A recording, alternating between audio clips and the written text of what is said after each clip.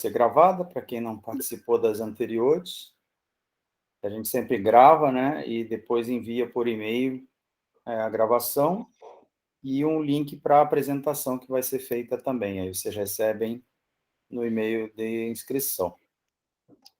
Para quem está acessando pela primeira vez, eu imagino que seja pouca gente, mas se tiver alguém acessando pela primeira vez, os demais vídeos estão nesse link que eu vou passar agora para vocês. E vocês também podem se inscrever para a última sessão do ano, né, Juliano? Isso aí, de Big Data. Essa aí vai ser sobre legal. Big Data. Hoje a sessão vai ser sobre DevOps no Google Cloud. Na verdade, o Juliano vai falar sobre DevOps em geral, né? E especificamente também no Google Cloud. Eu sou o Vitor, sou gerente de marketing da QI, e o Juliano é nosso cientista de dados. Ele é Google Cloud Architect e Google Cloud Data Engineer também. A QI é especialista em facilitar a inovação na nuvem por meio de processos, tecnologia e pessoas. Nós temos mais de 1.000 projetos de sucesso em diversos segmentos de mercado, tecnologia, indústria, saúde, varejo, logística, entre outros. Aí estão alguns logotipos de nossos clientes. Nós temos mais de 600 clientes ativos usando as ferramentas do Google Cloud. E temos também um portfólio completo de soluções e serviços cloud nas áreas de produtividade e segurança, com o Google Workspace, e modernização de infra e inteligência de dados usando o GCP ou Google Cloud, como agora está sendo falado. Dito isso, passo a palavra aí para o Juliano seguir. Passo a palavra e a apresentação, né, Juliano? Beleza. Você está aqui com... Olha, eu só estou desligando as minhas notificações aqui. Deixa eu colocar aqui como apresentador também. Que agora tem que colocar manual, né? É? Legal. E aí você consegue apresentar por aí. Beleza, eu vou ligar aqui a minha apresentação. Tá todo mundo vendo a minha tela? Sim. Como é que tá o meu áudio aí, tá bom? Tá bom também. Tá, legal. Então, beleza. Então, vamos lá. O Vitor já fez a apresentação, a gente estava falando aqui no começo da apresentação que a gente faz muitas coisas no dia de hoje, né? Para quem já tem uma certa idade, né? No caso, muitas coisas que a gente faz, as coisas vieram mudando de nome, entre aspas, né? Na verdade, não é que elas vêm mudando de nome, é que os conceitos vão ficando mais fortes, né? E as coisas vão se subdividindo e esses conceitos passam a ser divididos. E é o caso de DevOps, é o caso também de cientista de dados, né? O caso de machine learning, por exemplo, né? Aproveitando para falar um pouco, tipo, machine learning nada mais é do que passar uma linha por cima de pontos, né? Se a gente pensa em duas dimensões, se a gente pensa em várias dimensões, né? Esses pontos estão num espaço e a gente não está passando uma linha, a gente está passando uma superfície. E dirigir e fazer um carro seguir na estrada através de uma câmera é simplesmente fazer com que o carro siga os pontos da estrada, né? Então, matematicamente, esses algoritmos de aprendizagem, entre aspas, eles já existem faz tempo. E são métodos numéricos, são métodos numéricos que foram ganhando conceitos e esses nomes foram ficando mais fortes e as técnicas foram sendo aprimoradas. Com o DevOps é mais ou menos a mesma coisa. Essa aqui está na tela, então, na minha agenda, né? Eu vou dar uma visão geral do DevOps, falar aí como se aplica, das suas ferramentas e tudo mais, para que a gente possa entender primeiramente o que é, né, o DevOps, uma palavra bastante aí falada hoje em dia, aí, uma buzzing words, como se diz, né, e no final eu vou colocar quais são aí as opções, né, e as vantagens também que se tem de utilizar o Google Cloud como DevOps. O processo DevOps ele foi ganhando muito espaço, né, com relação a deploy de aplicações nativas no cloud, né, em todos os clouds, né, porque fato da gente poder provisionar a infraestrutura com código, como a gente já deu aqui também uma palestra de infraestrutura como código, que a gente também falou do DevOps, ele veio surgindo de uma maneira muito mais forte, né? Os primeiros conceitos de deploy de aplicação surgiram com ferramentas tipo, né, Heroku, por exemplo, ou Python Anywhere, que são os primeiros app launchers, né, e o próprio Docker também, que surgiu, onde já tinha esse conceito de expandir e diminuir a infraestrutura, e também puxar a infraestrutura de acordo com a necessidade da aplicação. Então, que DevOps, como eu estava falando, é uma palavra bastante falada e tem muita confusão também no mercado aí com relação ao que é essa palavra, o que é o engenheiro DevOps, né? Um profissional que é um profissional dedicado ao DevOps. Eu até queria aproveitar, Juliana, para convidar, se as pessoas tiverem outras visões, ou outros entendimentos, ou outras práticas, né? Porque uma coisa é a teoria, outra coisa é a prática. Claro. Também podem contribuir, tá bom? Isso, a qualquer momento pode interromper e também comentar, a gente conversa, né? Porque, claro, tudo que eu vou falar aqui são conceitos de mercado, né? Mas, como dizia, acho que era o Chomsky, né?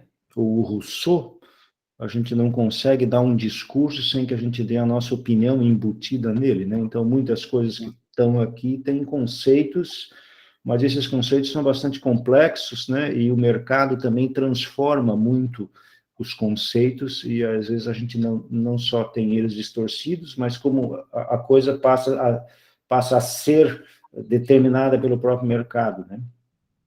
Então, claro, os conceitos que eu vou falar aqui são relacionados ao desenvolvimento de software, porque a própria palavra DevOps está associada a desenvolvimento, né? O Dev é de development e o Ops é o de operations, né? De operacionalização daquilo que foi desenvolvido. Então, DevOps é um termo utilizado num processo de desenvolvimento de software. Eu coloquei esse 8 famoso aí do DevOps, né? Imagem que eu peguei na internet, aí se tu escreve lá no Google DevOps, vai aparecer um montão desse sinal de infinito aí, né? De integração continuada e tudo mais. Essa imagem aí tem, enfim, uma infinidade de players aí no mercado. O Google Cloud está ali em cima, no cantinho à direita, mas também tem produtos do Google espalhados por aí tudo, né? O próprio Google Drive, Google Docs, tem ali embaixo à esquerda os Kubernetes, e tem mais produtos aí também que são open source, produtos de infraestrutura como código, né? Tem outros clouds aí envolvidos, é um universo vasto, né? Então, eu espero que a gente vá mais ou menos que a gente saia mais ou menos esclarecido e num acordo do que é, né, a cultura DevOps. DevOps está mais associado a um processo interno do que às ferramentas que a gente usa no nosso dia a dia. E está também associado com a cultura do ciclo de desenvolvimento de software, né, o ciclo completo do desenvolvimento de software. Porque desenvolver software é uma coisa complicada, né? Envolve prazos, envolve entendimento, né? Junto com o cliente, porque o cliente quer. Aí, às vezes, alguém entende alguma coisa, daí o desenvolvedor vem para dentro e faz uma coisa de outro jeito, e aí tem que publicar, daí tem a versão do software que foi, aí, enfim, é complexo, né? É um processo complexo. E existem várias técnicas que foram, assim, se desenvolvendo, né? Aí, para poder melhorar o desenvolvimento de software. E uma delas, que é usada bastante no DevOps, é o Agile. Mas o Agile é só uma partezinha do DevOps. E ele é um processo, né? Uma cultura interna que passa desde o início do Product Owner, por exemplo, que é a pessoa encarregada de ir no cliente e conversar com o cliente, passa também pelo Scrum Master, que é a pessoa que faz a distribuição de tarefas dentro da empresa, né? Dentro do time de desenvolvimento, né? Também conversa com os chefes, conversa com o pessoal do comercial, também conversa com o pessoal de prazos, né? Também define versões da aplicação, o que vai ser feito, prioriza coisas, conversa com o Product Owner todo o tempo, para saber como que são as funcionalidades que o software tem que ter. O processo de Agile, né, onde essas tarefas são todas anotadas, passa também pelo essa cultura, né, passa pelo desenvolvimento de software, porque cada desenvolvedor não pode desenvolver as coisas à sua maneira, né, tem que seguir um processo ou um protocolo, vamos dizer assim, né. A aplicação tem que ser também bem testada, para que a gente não faça uma publicação dessa aplicação no ambiente de produção e tenha problemas. E também tem a parte de monitoramento para saber o que está acontecendo, a parte de infraestrutura, né, porque a aplicação roda em cima de uma infraestrutura. E este processo inteiro, ele é uma cultura entre o desenvolvimento, ou o time de desenvolvimento, ou o processo de desenvolvimento, desde a coleta de especificação diretamente com o cliente, né, ou com o usuário, ou com a gestão da empresa que está desenvolvendo aquele software, no caso de ser um software que é um produto de mercado, né, como um software as a service, por exemplo, desde aquele início, passando pela distribuição de tarefas, como a coisa vai ser desenvolvida pelo time de desenvolvimento, né, como ela vai ser testada, porque mesmo que a gente tenha ferramentas para fazer isso, né, ferramentas de várias categorias aí, se a gente não tem o processo bem organizado, as ferramentas que mais atrapalham do que ajudam, né?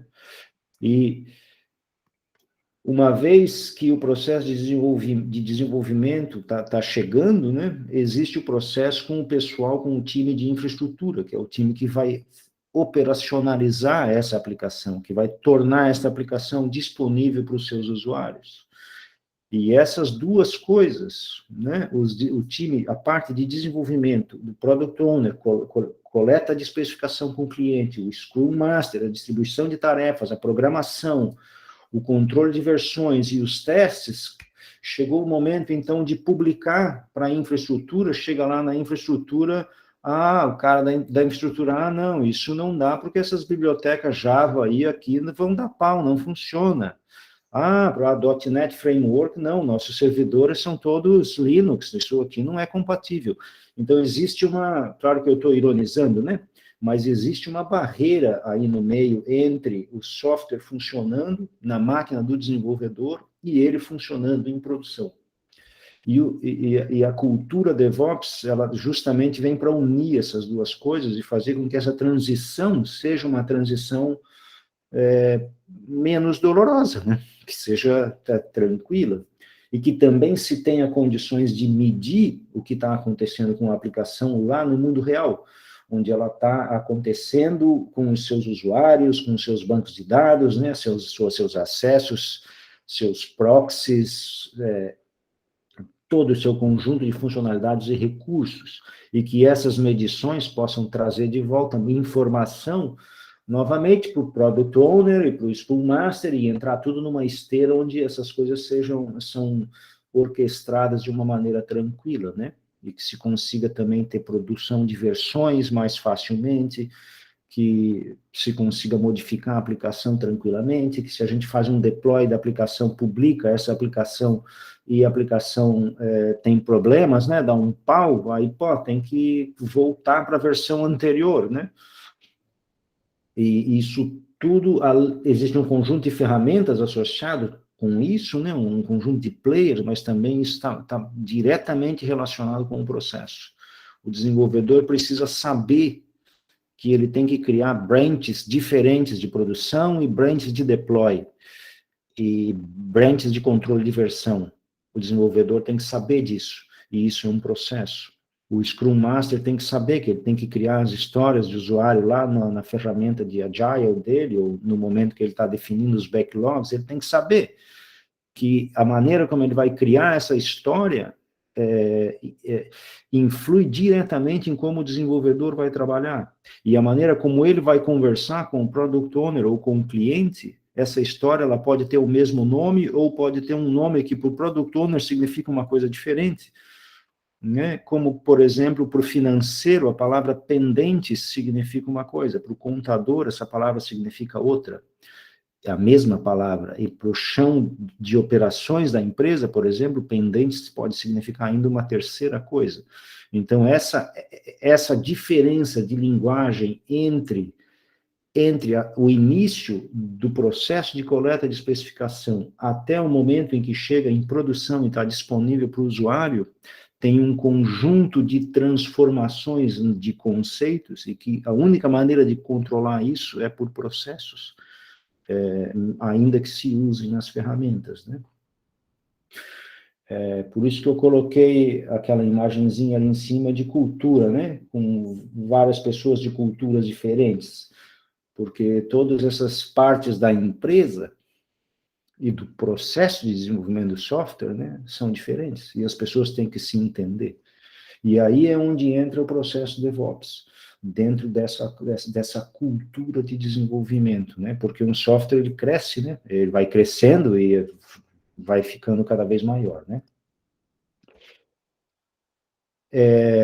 Então, as principais, eu já falei quase tudo que tem nesse slide aí, mas a principal motivação para o DevOps é essa, né? O desenvolvedor publica, né? Aí o usuário volta, deu pau aqui, não está funcionando. Aí o desenvolvedor diz assim, na minha máquina está funcionando, né? Tal. Aí fica ali no meio, onde que está o problema? Quem é que vai arrumar? Né? Essa é uma das motivações pela qual existe aí a figura, né? Do processo DevOps e do engenheiro DevOps, né? E do time, né, de DevOps, que faz essa ponte. Então, a lentidão, por exemplo, para publicar as novas funcionalidades, a aplicação está caindo, é uma aplicação que tem, vamos dizer, 1.000 usuários aí por hora, né, ou 1.000 usuários por minuto, e tem, sei lá, 20% desses usuários estão tendo um crash ali, estão tendo um erro 500 em algum lugar e ninguém sabe. Ninguém nem sabe que está dando esse erro. A aplicação está lá, está caída, mas o suporte está recebendo tickets de suporte normal, parece que a aplicação está funcionando, faturamento, os cartões de crédito estão pagando, mas tem 20%, 30% dos usuários que estão tendo um erro 500 e ninguém sabe. Então, é importante monitorar o que está acontecendo e saber o que está acontecendo. Isso tem que passar por um processo que envolve código, para poder medir, né? Envolve operações, ambientes de aplicação que nos forneça condição de monitorar o que está acontecendo na aplicação. E, claro, o monitoramento também passa pela parte de entender a necessidade dos usuários, né, dos desenvolvedores, dos ambientes, né, da própria empresa, da própria comunidade que utiliza o software, né. É isso aí. Bom, eu botei aquela figura lá do começo de novo aí, justamente para a gente dar uma olhada aí nessas ferramentas que estão aí, né? Eu nem conheço todas as ferramentas que estão aqui. Tem algumas que eu vejo o logotipo aqui, eu peguei essa imagem aí na internet, né? Como eu falei no começo, então tem algumas aí que eu não conheço, mas só para a gente entender mais ou menos que cada passo desse passo do processo de DevOps, né, que a gente passa por um planejamento inicial, que é onde começa lá no cliente, aí a gente passa por um processo de desenvolvimento, de programação, depois um processo onde a gente faz o build da aplicação, que na verdade a gente, na hora de fazer o build, a gente compila a aplicação e verifica se não vai dar nenhum pau, e também faz alguns testes, né? Testes de quality assurance, por exemplo, test units também podem entrar aí na parte desse build, e aí então se faz o deploy, né? A publicação da aplicação no mundo real. Para o usuário final, e aí, então, se nessa publicação e operacionalização da aplicação, se realizam medições para saber o que está acontecendo com a aplicação, e essas medições trazem de volta para o planejamento, aquilo que está acontecendo lá com os usuários, e entra na fila de planejamento, junto também com a parte do Product Owner, né, e com mais especificações. E esse processo acaba que torna não só o desenvolvimento da aplicação mais consistente, né, mais controlado, e com sujeito, inclusive, a decisões da gestão, por exemplo, da gestão e do próprio Product Owner, né, se ele vai publicar determinada funcionalidade agora ou se ele vai publicar essa funcionalidade em uma outra data, determinada funcionalidade especificamente. E se pode publicar várias versões da aplicação, por exemplo, no mesmo dia, ou publicar um bug fix, né, por exemplo, num ambiente que pode ter um ambiente de homologação, pode ter um ambiente de produção, se pode fazer um split de tráfego, né, entre a versão que acabou de ser publicada para testar, ver se está tudo funcionando, se ninguém reclama, e coisas desse tipo. Então, aqui tem um montão de players aí, né? Tem o Docker aqui, ó, tem os Kubernetes, tem os builds aqui do Node, né? O Git, que é um player aí fundamental, faz a parte de controle de versão.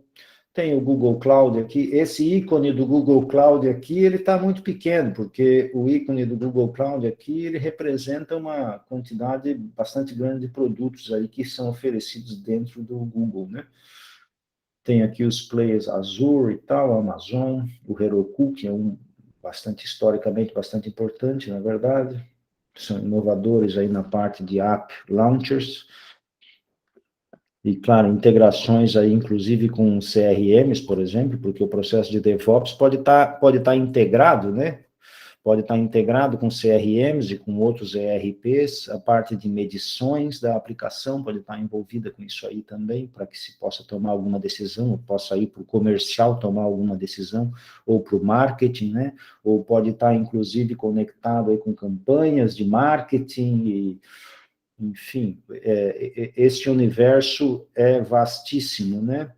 E tudo mora em cima da capacidade de cada elemento deste processo poder ser integrado com agentes externos e ferramentas externas, onde existem outros times e outras pessoas que têm características diferentes, internos ou externos à empresa, e que vão contribuir para que o software cresça e melhore todo o tempo. Deixa eu passar para o próximo aqui, beleza. Então, eu já falei, né, onde se aplica, na verdade, mas consistentemente, oficialmente, né, DevOps foi uma prática que foi aí criada ou aprimorada, né, vamos dizer assim, ou foi evoluído, o seu conceito foi evoluído na parte do ciclo de desenvolvimento da aplicação. Especificamente, no desenvolvimento de software, né.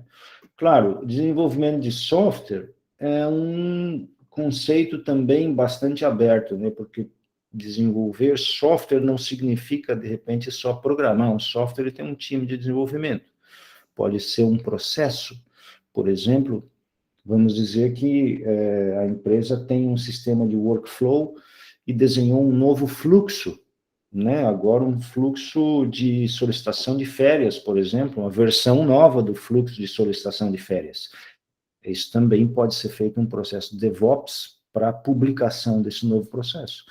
Não necessariamente que esteja envolvido o software, mas é a implementação de um processo que envolve também outros softwares, né? Por exemplo, não só um exemplo de um fluxo, né, mas pode ser, por exemplo, um processo de marketing, ou uma campanha de marketing também pode estar envolvida, ou um novo sistema de vendas que vai ser aplicado e que o comercial da empresa vai ter que, a partir de amanhã, ou da próxima semana, ter um procedimento novo, como que captura leads, ou como que preenche os dados dentro do CRM, coisas desse tipo. Todas podem estar envolvidas dentro do processo DevOps. Tudo que envolva uma aplicação ou um conjunto de aplicações que estejam rodando, que sejam agentes, né? Agentes inteligentes, por exemplo, inclusive agentes de ETL, né? De busca de informação, por exemplo, também podem estar envolvidos no processo DevOps. A empresa pode implementar um processo DevOps para esse tipo de atividade. Porque sempre vai ter um Product Owner, a figura de uma pessoa que vai coletar a especificação daquilo que deve ser feito, sempre vai ter alguém que vai organizar quais são as tarefas que vão ter que ser feitas, sempre vão ter as pessoas que vão executar essas tarefas, e sempre vai ter o time que vai botar essas tarefas para funcionar, sempre pode ter, né, no caso, e essas tarefas, hoje em dia, estão todas associadas com algo que funcione em um computador, ou no ambiente corporativo, né, da empresa, né? E isso também pode ser medido, se as pessoas estão usando, se as pessoas estão fazendo. Está associado, assim como a gente estava falando no começo, que antigamente o informático, né, o pessoal da informática arrumava o fax, ou o elevador, né, dava problema no elevador, chama alguém da informática lá para ver isso aqui, para ver se não resolve o problema.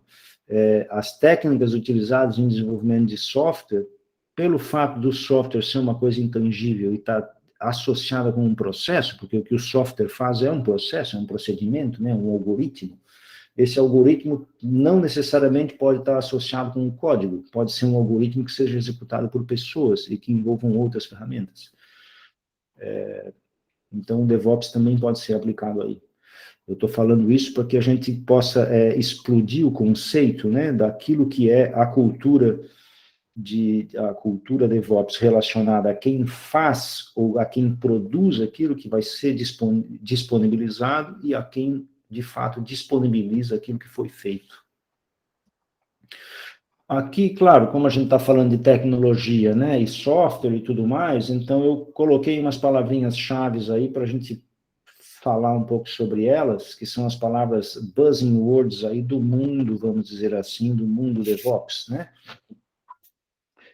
Claro, Dev de development, né, de desenvolvimento, e Ops de operations, ou operações, ou operacionalizações, né? Então, são esses dois times aí que estariam associados. Claro, programação é a escrita do código propriamente dita, né? O espaguete da maneira como ele é. O Git, claro, acho que todo mundo sabe, mas eu vou falar mesmo assim, porque podem ter pessoas que talvez não entendam. O Git é uma ferramenta para guardar código-fonte que a gente pode controlar versões do código. O GitOps está associado ao Git, mas, na verdade, é um gatilho que pode executar algum tipo de script quando alguma coisa acontece dentro do código, ou quando há uma publicação de versão nova, por exemplo, ou uma branch, né? O desenvolvedor terminou de fazer alguma atividade ali, uma funcionalidade, e aí ele sobe essa funcionalidade para o repositório de código, que é o Git. E aí, ao subir o Git que está lá, o GitOps escuta isso e executa alguma atividade. Esse é onde nasceu aí essa parte de deploy automatizado. Planejamento é o planejamento, né? Tá, o build é a compilação aí da aplicação, ver se a aplicação compila, e nesse momento também podem ser rodados os testes unitários. Testes unitários, né? Vão estar ali embaixo, testes, eu vou falar deles. Monitoramento é alguma maneira que esteja escrita não só do próprio ambiente de operacionalização, né, os próprios logs do ambiente de monitoração, mas também logs escritos dentro da própria aplicação, de tal maneira que a aplicação possa conversar com o sistema de monitoramento diretamente, passar informações para que possam ser analisadas, como aonde as pessoas estão clicando mais, aonde está demorando mais para carregar, aonde está dando um erro 500 ou uma exceção que é tratada, se tem muito login, as pessoas não estão conseguindo fazer login porque o sistema de verificação de 2 passos está ruim e as pessoas não estão conseguindo logar, estão entrando na tua aplicação, mas deveriam apertar o botão de cadastrar e ninguém está apertando, todo mundo chega até ali, mas não aperta aquele botão, então é porque tem algum problema, alguma coisa desse tipo. O deploy é a publicação da aplicação propriamente dita, da aplicação ou do processo, né? Ou, nesse caso aqui, da aplicação. É a publicação, de publica e torna a aplicação disponível. Release é uma versão, né? É uma versão da aplicação, versão 10.0. Esse é o release. Tem o release 10.0, 10.1. Então, uma vez que a gente tem o release 10.0, o release está pronto, vamos fazer o deploy, né? O CI/CD é um dos grandes objetivos do processo de DevOps, que é Continuous Integration e Continuous Delivery, que é, na verdade, a condição de se poder publicar novas versões e bug fixes o tempo inteiro, ou o mais rápido possível. Ou seja, os desenvolvedores ficam lá desenvolvendo, tem uma história nova, uma funcionalidade nova, o problema do botão do cadastro lá, que está todo mundo chegando na página, preenchendo seus dados, mas não está se cadastrando, tem esse problema aí, está acontecendo, tem um monte de usuário, poderia estar todo mundo se cadastrando, estamos perdendo dinheiro, tem que publicar agora, então o desenvolvedor vai lá, faz um teste, arruma aquilo e já faz o deploy, publica a aplicação, e aí a coisa já começa a funcionar, já o monitoramento começa a ver que os usuários, né, começaram a se cadastrar e tal. É emocionante. Staging é um ambiente de homologação, né, onde se faz uma publicação para o time de Quality Assurance, geralmente é o cliente, no caso, ou é talvez uma gama de usuários finais, né, que vão entrar ali e vão testar para as funcionalidades novas e tal, e vão ver se está tudo funcionando antes de ir para o ambiente de produção. Operacionalização é justamente o ambiente de infraestrutura onde a aplicação está tá morando, né? Está sendo servida. A infraestrutura onde ela está por cima, o Ops mesmo, propriamente dito, né? Que é operacionalizar aquilo que foi feito para que possa estar disponível aos seus usuários. Testes e testes e mais testes, né? Muito importante, deveria estar em negrito e escrito umas 10 vezes aí, né? Testes, testes, testes. Existem testes unitários, existem testes de Quality Assurance, existem testes de... Eu me esqueci o nome agora, mas são testes de regressão, são testes de vários tipos, testes que podem ser realizados pelos usuários, testes que podem ser automatizados em código, testes que podem ser automatizados no momento do build, testes que podem ser automatizados no momento do deploy. Quando um bug é encontrado em algum lugar pelo sistema de monitoramento, teoricamente o desenvolvedor tem que desenvolver um teste para esse bug antes de arrumar o bug, e aí replicar o bug no teste, e aí então consertar o bug, para que ele não apareça nunca mais. E esses testes, teoricamente, né, by the book, deveriam ser rodados a cada processo de build e de deploy da aplicação. Quality Assurance é estar seguro de que a aplicação está na sua melhor qualidade possível, lá na última ponta, quando chega no cliente, no usuário final, né, e perfeitamente homologado. O ambiente da aplicação estaria associado aí com a operacionalização, mas eu coloquei ele aí porque ele envolve muitas vezes bibliotecas, né, e às vezes diferentes versões da aplicação podem ter diferentes bibliotecas. E isso pode ser um problema, isso deve ser levado em conta, mas é bastante importante que a parte de deploy, né, de dimensionamento e escala, inclusive, da aplicação, e o gerenciamento de várias diferentes versões da aplicação tenha levado em conta, né, que esse tipo de mudança no ambiente pode acontecer. Outra coisa muito importante, que a gente tem histórias aí de falhas de segurança com relação às senhas e chaves, né, que a aplicação usa, porque a aplicação vai usar credenciais para poder fazer coisas, pode usar chaves de API, tem senhas de bancos de dados, uma série de segredos aí que a aplicação vai utilizar no seu dia a dia, e que o desenvolvedor também vai ter que usar na sua máquina de desenvolvimento. Esses arquivos de senhas e chaves e autenticação não devem estar dentro do código, e não devem estar, inclusive, dentro do repositório de código. Cada desenvolvedor deve ter o seu e deve ter um ambiente secreto, seguro, no ambiente de onde o processo de DevOps, né, o processo de deploy e de operacionalização tem acesso, e no momento da publicação da aplicação, essas chaves de segurança são buscadas, devidamente autenticadas de lá e colocadas dentro, em produção, e que não fique disponível, obviamente, de maneira nenhuma aos usuários, né? Nenhum usuário espertinho que vai entrar ali vai pegar aquilo e vai gerar um monte de GPUs aí para minerar criptomoeda e gastar, fazer a conta subir em 2 dias. Muito bem, as ferramentas, né, que seriam aí utilizadas no nosso mundo DevOps, nós já estamos com o tempo chegando ao fim, né, Vitor? Sim, tem mais 15 minutos, a gente tem que deixar um tempinho para o pessoal, se tiver pergunta. Até agora não tem nenhuma pergunta aqui no chat, mas se vocês tiverem perguntas, podem colocar no chat, ou fazer agora quando o Juliano terminar a apresentação também. Tá, beleza. Então, algumas ferramentas aí do DevOps, por exemplo, na parte de planejamento, né? A gente tem o Agile, que é uma das principais que são utilizadas aí, que estão associadas aí com o Azure DevOps, por exemplo. O Gira tem um conjunto de ferramentas aí que está associado com User Stories, Sprint Planning, Backlog, que é a lista de coisas que a aplicação tem para fazer no futuro, né? Algumas ferramentas aí para programação, que é onde os desenvolvedores vão fazer código, e aí tem os players do Git, que é onde tem aí o Bitbucket, o GitLab, que são alguns fortes aí. Esse hexágono grandão azul que eu coloquei aí é o repositório de código do Google.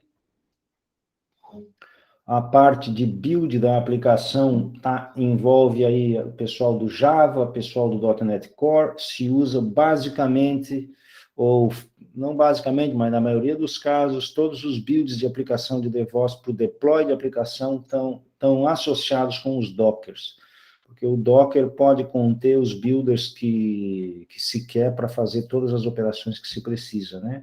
Uma vez que a aplicação foi desenvolvida, foi planejada, né? Suas tarefas foram planejadas, foi programadas aí pelo time de desenvolvimento, e aí se fez um build da aplicação, e a aplicação entrou para testes com o time de teste, e o release, o time de release, o product owner, autorizam a aplicação e dizem, a aplicação está boa, está funcional, nós testamos, rodamos os test units, fizemos quality assurance, mostramos para o cliente usou, testou em ambiente de homologação.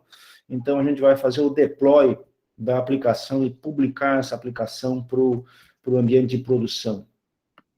Então, aí já começam a aparecer as ferramentas do Google, porque o Google entra na parte de operacionalização. O que tem lá dentro do Google Cloud, na verdade, é um grande ambiente de operacionalização de hospedagem, vamos dizer assim, de aplicações, né? Um deles, onde o build acontece, o deploy é feito, é o Cloud Build. E uma das principais coisas que a gente tem que ter quando a gente faz o deploy de uma aplicação é a possibilidade de fazer um rollback, caso dê algum problema. Publiquei a versão 10.2 e aí começou a dar pau generalizado, eu tenho que fazer um rollback para a versão 10.1 novamente. Isso deveria ser possível de fazer. Esse hexágono que não tem ícone ali é o hexágono do Cloud Monitoring, né? Tem alguns players aí de build, que é o Ansible e o Jenkins, aí são bastante conhecidos no mercado. Existem muitos outros, né? Naquele slide que tem todas aquelas figurinhas lá, tem vários outros. Então, agora entramos aí, quais são as vantagens de ter o DevOps no ambiente do Google? Claro, como eu falei, o Google, ele tem o Google Cloud, no caso, ele está focado em operacionalização, ou seja, as aplicações ficam lá dentro do Google e são servidas por dentro do ambiente do Google. Então, seguindo o nosso fluxo aí, né, vamos ver, planejamento, que seria a primeira parte, entramos em código. O Google tem um repositório de código, que é um Git também, né, que é o Cloud Source Repo aqui do Google. Esse repositório de código, eu coloquei ele aqui na parte de desenvolvimento também, porque o desenvolvedor tem que, de certa forma, ter acesso a esse repositório, não precisaria, mas não seria um repositório de desenvolvimento no dia a dia, seria um repositório utilizado para deploy especificamente, porque ele está associado a um projeto no Google, e nesse projeto é onde a aplicação vive lá, né, e funciona. Então, aqui, o produto do Google que faz o build da aplicação, roda os testes automatizados e faz o deploy da aplicação, chama-se Cloud Build.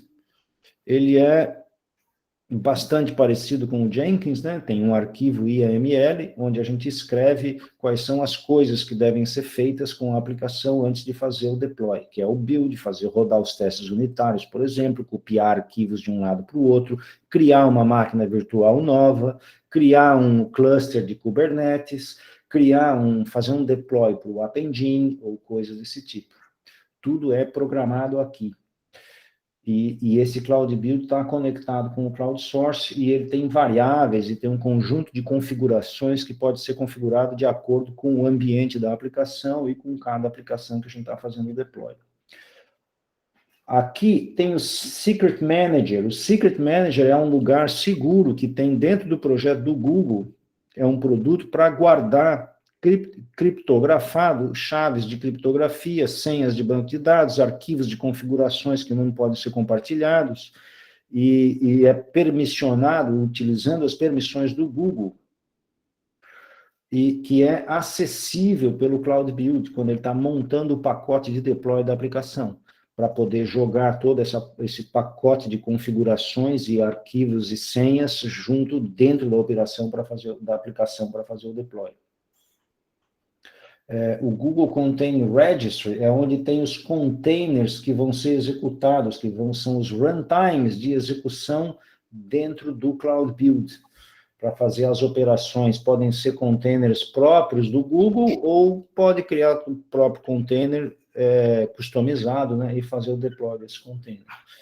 Toda essa parte aqui, Cloud Functions, Cloud Run, App Engine, Cloud IoT Core, que é para Internet of Things, né? Compute Engine, que são máquinas virtuais. O Kubernetes, aí, a bola da vez aí no mundo de desenvolvimento e de deploy de aplicações, são ambientes onde a aplicação pode ser hospedada ou pode ser operacionalizada, né? E, então, disponibilizada aos seus usuários. Tudo isso é nativamente conectado com o Cloud Build, permissionável, de tal maneira que o Cloud Build pode pegar o código lá do repositório de código, pode executar os builds, pegar os secrets lá do Secret Manager, chamar alguma coisa, por exemplo, no Cloud Run, caso seja necessário, ou algum gatilho do Cloud Functions, ou pegar algum container customizado de dentro do Registry e fazer o deploy nesses ambientes todos aqui, inclusive fazer deploy de migrations, né, de tabelas no banco de dados, criação de campos e tudo mais, inclusive versionar o banco de dados. Esses ambientes, inclusive o Dataflow, caso a aplicação ou o software que a gente esteja falando seja um software relacionado com uma ETL de dados, por exemplo, pode também o Cloud Build publicar essa ETL no Dataflow, e também pode usar o Cloud Sub para fazer algum tipo de envio de mensagens de que o deploy foi feito com sucesso. Eu coloquei o Dataproc ali embaixo, que é aquele íconezinho que está escrito Spark, tem um porquinho ali, que é o Pig, porque o Dataproc é um cluster Spark Hadoop do Google, que é gerenciado pelo Google e também pode envolver o processo de deploy de uma aplicação, por exemplo, de Machine Learning, ou de ETL, ou de qualquer coisa que esteja relacionada com esses produtos aí. Grande vantagem que tem de usar as operacionalizações no Google Cloud com todos esses produtos de compute, né, que a gente fala, que são produtos de computação, ou seja, são produtos onde a tua aplicação pode estar instalada ali e funcionar ali e escalar, e tem várias maneiras de escalar a nível mundial e tudo mais, dependendo da aplicação, dependendo do produto, é que eles estão diretamente, nativamente conectados a um sistema de monitoramento, que é o Cloud Monitoring, que é esse hexágono que tem ali embaixo com uma telinha e um gráficozinho ali aquele ali que eu não botei o nome nele. Estão conectados nativamente ali, que é o sistema de log do Google Cloud inteiro, do projeto inteiro. Todos os logs são logados ali. E existem bibliotecas nativas para uma infinidade de linguagens, né, que podem ser colocados dentro da aplicação para escrever entradas nesse log aí também. Então, fica todo o monitoramento da aplicação fica centralizado no Google Cloud Monitoring, e isso pode ser exportado para um banco de dados externo. Ele tem os seus próprios widgets de monitoramento, né? Dá para ir ali fazer um dashboard com um montão de gráficos e configurar alertas, que se envie alertas quando acontece alguma coisa na aplicação, um montão de coisas, mas ele também disponibiliza a exportação desse log para outras ferramentas, outros bancos de dados, onde se podem fazer análises, inclusive de inteligência artificial, né? Para entender comportamento de usuários e coisas desse tipo.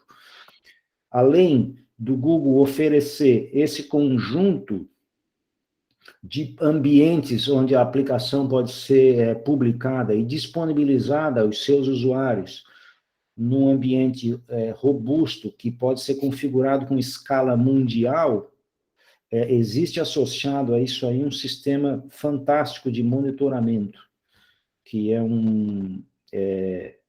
que permite que a gente exporte e faça análise desses dados aí para poder tomar decisões e para seguir com um planejamento do nosso processo aí na nossa aplicação. Aqui tem uma lista, mais ou menos, aí faltam muitos produtos aqui, mas esse foi a imagem que eu encontrei na internet também. Todos esses produtos que estão aí estariam envolvidos no processo de operacionalização de uma aplicação que estivesse aí morando, né, no Google, envolvendo ambientes de testes, ambientes de homologação, ambientes de produção, rollback de versões, controle de versões, envolvendo, inclusive, aí, utilizando APIs e produtos de machine learning, e tudo isso está aí diretamente conectado com o sistema de monitoramento, de gerenciamento e autenticação do Google, com autenticação segura, né? Inclusive para armazenagem de senhas e chaves de criptografia. Era isso que eu tinha preparado para hoje. Muito obrigado. Desculpa aí a extensão no tempo. Não, tá tranquilo, Juliano. É que o assunto emociona e a pessoa se empolga. Na verdade, o assunto ele é muito mais extenso do que o tempo que a gente reserva, né? Mas, enfim, a ideia é dar uma visão geral, né? Cada uma dessas sessões, a ideia é dar uma visão geral sobre aquele tema.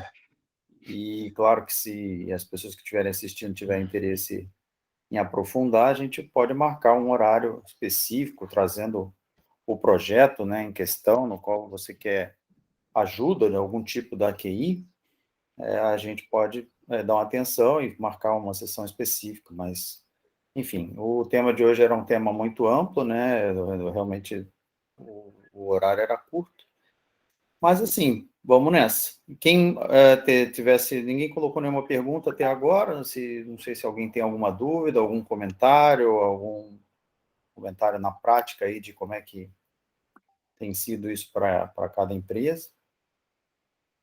Não, eu acho que não é um tema que gera tantas dúvidas específicas, né, de uso do Google Cloud, pelo jeito, como outros que nós tivemos. É bastante técnico também, né, eu acho. Então é isso. Daí você deixar eu compartilhar, não sei se... Isso, já está aparecendo para todo mundo aí. Eu queria comentar com as pessoas, né, que a gente tem uma jornada de modernização de infraestrutura.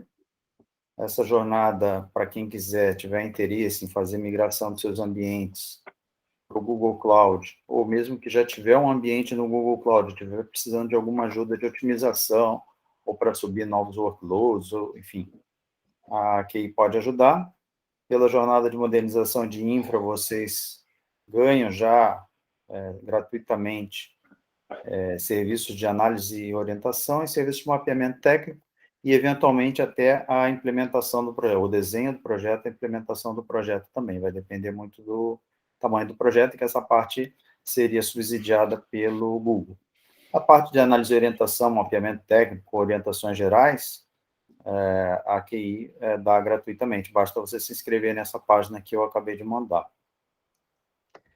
Para quem tiver interesse também no tema de produtividade, a gente tem um vídeo bem legal de uma sessão que a gente fez com a Valéria do Google, sobre o futuro do trabalho com o Google Workspace, falando sobre o trabalho remoto, trabalho híbrido e como é que o Google Workspace ajuda nesse assunto.